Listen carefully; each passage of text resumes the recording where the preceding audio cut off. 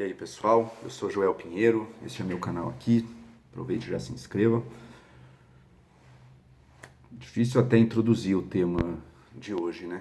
A morte pelas mãos da polícia de uma menina de 8 anos, Agatha Félix, atingida por um tiro de um policial quando estava numa Kombi no Complexo do Alemão. Parece que o policial estava querendo acertar alguém que estava numa moto. Errou. Matou aí uma criança totalmente inocente. Não é nem a primeira esse ano. No Rio de Janeiro, só este ano, já foram 5 crianças. E um número aí maior ainda de jovens e pessoas inocentes ou que não... ou totalmente inocentes ou que não estavam apresentando risco nenhum no momento. Alvejadas aí, lembro de um jovem que morreu indo para o treino de futebol, enfim, vários. E vários pensamentos ocorrem também num momento como esse, né? O primeiro, imagina que não fosse uma menina pobre, negra, moradora do Complexo do Alemão, que fosse uma criança branca, bem de vida, num bairro nobre, por exemplo, bairro de Pinheiros, onde eu moro, nos Jardins aqui em São Paulo, no Leblon do Rio de Janeiro.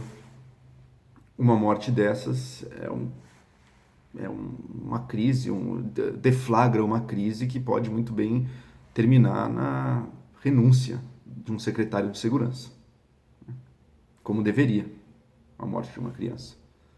Infelizmente, quando a criança tem outra classe social, mora em outro bairro, a reação é, na prática, quase nenhuma. A gente viu até o espetáculo deplorável do governador defendendo, né, a postura da polícia dele. Se a gente puder usar esse momento para alguma coisa boa, é usá-lo para pensar em maneiras de que isso não se repita. Para a gente tentar identificar qual a causa. O que está fazendo com que a polícia tire tantas vidas inocentes. E sem dúvida alguma, o que, óbvio, não é de hoje que isso acontece, mas o que tornou neste ano este crime ainda mais intenso, fora de qualquer padrão, é a política de segurança do próprio Wilson Witzel. Alguém que diz de forma hipócrita que não usa caixão como palanque político, mas outro dia estava dando pulinho de alegria comemorando a morte, né, de uma pessoa. Hoje também neste caso também fez declarações absurdas, atribuindo culpas de quem seriam os culpados pela morte da menina, só não apontou para o real culpado, ele próprio. Ele próprio com sua política de segurança homicida, assassina, na qual ele incentiva policiais a atirarem na cabeça, no qual ele vai junto de policiais em cima de helicópteros atirando indiscriminadamente sobre uma comunidade, sobre um galpão, na qual policiais metralham uma escola. Esse é o tipo de coisa que tem sido feita, e não só feita, defendida abertamente e aplaudida pelo assassino, que é o governador do Rio de Janeiro, e os cúmplices, todos que o aplaudem nisso, todos que acham que esse é o caminho. E não estão nem aí, né? Se matar também, é só gente que mora na favela, né? Então tudo bem. Imagina se fosse a polícia atirando na sua casa, contra a sua família. Se estava tudo bem. É disso que se trata, é disso que estamos falando aqui, tá? Violência policial não é de hoje. O que é de hoje é essa defesa escrachada da violência policial contra inocentes. Como se fosse dano colateral, assim, totalmente aceitável e previsível. Evidentemente, por trás dessa atitude tem uma enorme distância social que permite esse tipo de juízo, dessa forma hipócrita. O que a polícia precisa, as medidas de segurança que funcionam, são investimentos em inteligência, em estratégia, em uso da informação, em prevenção do crime. É óbvio que a polícia tem que ter armas e tem que ter o recurso às armas se necessário. Isso é parte do trabalho do policial. Inclusive, é a força do Estado capaz sim de usar força letal quando necessário. Quando necessário. Não como o primeiro recurso.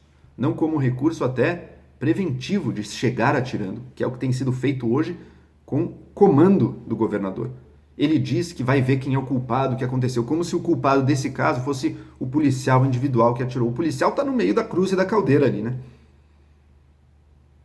Porque, por um lado, tem um governador exigindo uma política do assassinato, do atire antes, pergunte depois.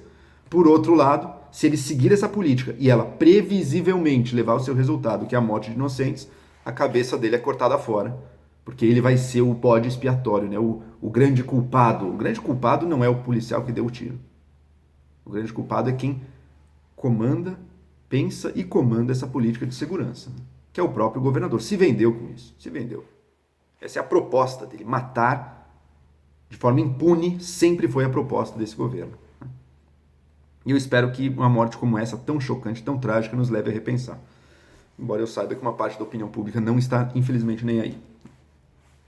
Outro ponto que nos leva a repensar e discutir é o que está tramitando no Congresso, o pacote de segurança, o pacote anticrime do ministro Sérgio Moro, que eu já discuti aqui brevemente em outros momentos. Eu considero que tem diversos pontos positivos, sim, do uso da informação, de permitir que o policial investigue diversas coisas, se infiltre em organizações criminosas, tem um monte de coisas positivas ali.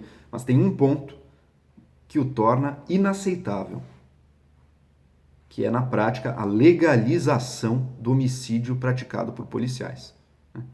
Hoje em dia, o policial, quando mata numa situação de combate ou para defender uma pessoa, já está dentro da lei, já está amparado pela lei. Ele já está dentro do excludente de ilicitude, seja por legítima defesa, seja por estrito cumprimento aí do dever legal. Isso já está previsto em lei. O que o pacote anticrime queria fazer era um caso a mais, que era nos casos em que isso não valesse, ou seja, ele não estava se defendendo, ele não estava no estrito cumprimento do dever legal, ele cometeu ali um excesso, ele matou alguém de forma injustificada. Nesses casos, se ele tivesse sido movido pelo medo, por algum sentimento intenso, ele poderia ficar sem pena também. Isso é você formalmente aceitar a violência policial totalmente liberada, né?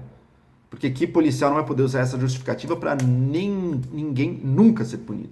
E é uma fração ínfima dos casos que chegam à justiça de policiais que efetivamente são punidos, né?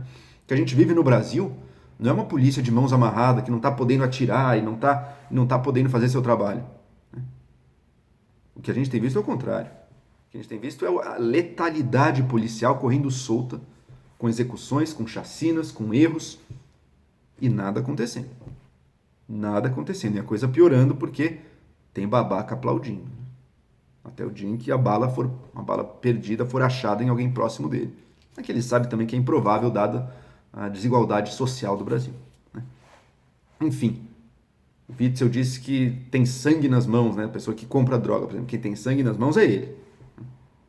E tem várias manobras diversionistas aí no meio, né? Incrível. A gente fala da morte da menina, da Agatha Félix, já chega, não, mas o policial que foi baleado na cabeça, você não liga? É óbvio que liga. A proteção dos policiais é parte essencial de repensar a política de segurança que está ruim, inclusive para os policiais. Estão morrendo também. Agora veja a disparidade dos dois casos. O policial é alguém adulto, que por uma decisão própria entrou numa profissão em que ele está disposto, pela coragem dele, mérito dele, está disposto, está colocando a vida dele em risco. E temos que pensar jeitos de tornar a vida dos policiais mais segura no Brasil. Isso é totalmente diferente de uma menina de 8 anos que não tem nada a ver com aquilo, feliz estudante. Para quem tem filho, como é meu caso, é até difícil pensar nessas coisas. E que é vítima de um tiro absolutamente gratuito, partindo da polícia. Não tem a menor comparação nos dois casos. Ah, mas e a violência feita pelas gangues do tráfico? Você não liga? É óbvio que sim. Mas a gente, por acaso, tem algum controle sobre a gangue do tráfico? Não, eles são o nosso inimigo. Eles são aquilo que o Estado brasileiro tem que vencer, derrotar, eliminar. A gangue. O Estado não, o Estado nos representa. O Estado trabalha em tese por nós, em tese por direitos de todo ser humano. A gente não pode aceitar isso do Estado. A gente não pode aceitar um Estado que está matando fora da lei pessoas inocentes. Nem culpadas, fora da lei, nem as culpadas. E muito menos as inocentes. Então não é que, então para gangue você lembra. Óbvio que liga. Mas a gente está enfrentando elas e procurando caminhos para destruí-las. O Estado brasileiro não, a polícia não. A gente quer que a polícia exista, seja forte e eficaz.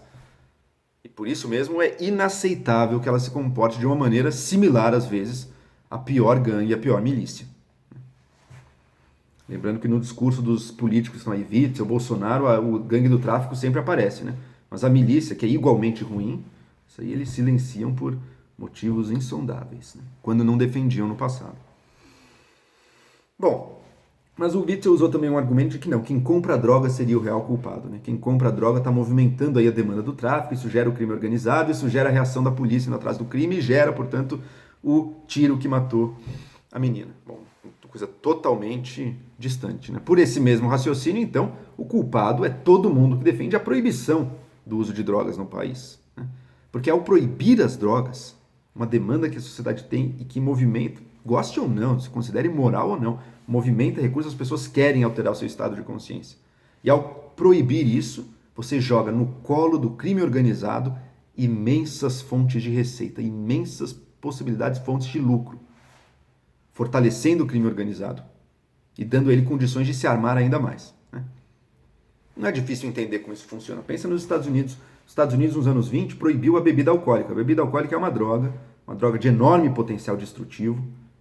Quem conhece pessoas ou famílias aí que passaram pelo alcoolismo, você sabe muito bem o poder assim de destruição total que o álcool tem. É uma droga real, é uma droga perigosa com efeitos reais. Mas a gente, sabiamente, não proíbe o álcool. Mas no momento os Estados Unidos tentou proibir, nos anos 20. Quem tomou conta? O álcool sumiu? As pessoas pararam de beber? Não. Parece que até aumentou o consumo do álcool. E quem dominou o comércio do álcool? A gangue, a máfia italiana, Al Capone. Quem você prefere vendendo cerveja? Al Capone ou uma empresa como a Ambev? Essa é a pergunta. Quem você prefere vendendo maconha? O crime organizado das gangues do tráfico? Ou uma empresa como uma Souza Cruz fazendo um cigarro de maconha? Essa é a pergunta. Ou cultivadores individuais. É bom lembrar que, especialmente no caso da maconha, muita gente que fuma não passa pela rede do tráfico porque existe a pequena produção e o alto consumo. Então, se você quer culpar a pessoa que usa a droga, que compra a droga, pode ser, mas culpe igualmente a pessoa que é a favor da proibição da droga, que cria que joga no colo do crime organizado essa fonte de lucros, né? E a gente fica à espera daí, finalmente, de uma política de segurança que prime pela inteligência e não pelo uso da violência como o primeiro recurso e único recurso, né? Não gosta de drogas? Proíbe. Cria um problemaço, dá força para o crime organizado. Vai enfrentar o crime organizado? Não, é atirar para todo lado, mata mesmo e vai matar o traficante. E se matar uns inocentes aí também tudo bem.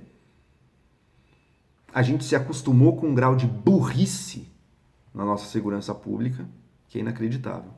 É um grau de burrice que não só é ineficiente, como é desumano. Como faz, às vezes, uma instituição essencial para a vida em sociedade, como é a polícia, se comportar como assassinos. E não é por causa de um ou outro policial ruim, embora existam os policiais ruins, não é por isso. Isso é uma política comandada de cima. E são as pessoas que comandam de cima que têm nas mãos o sangue de Agatha Félix, de todas as outras crianças, jovens, inocentes, mortos por uma ação policial extremamente violenta e extremamente ineficiente e violadora do que há de mais básico na humanidade. A gente sabe que isso sempre ocorreu. Essa situação não é de hoje. Ela pode, talvez, a violência policial talvez está piorando hoje. O que é novo hoje é ver pessoas de dentro do Estado que, ao invés de, pelo menos, no discurso, tentar se distanciar disso e dizer que vai buscar algo mais humano, melhor, não. Pessoas assumindo a violação dos direitos humanos, a execução, o extermínio, abertamente, orgulhosamente. E só fazem isso porque se sentem encorajados por uma parcela da opinião pública que não é nem que está na barbárie ou passou do nível do razoável. É gente que perdeu o mais básico senso de humanidade. E a recuperação disso, a restauração disso, desse ponto moral, para quem se considera conservador, sabe que é um ponto da moral cristã, inclusive, a restauração disso é essencial para que o Brasil possa sair deste buraco, que não é só econômico, não é só social, um buraco também humano, ético e espiritual em que ele se meteu. É isso aí.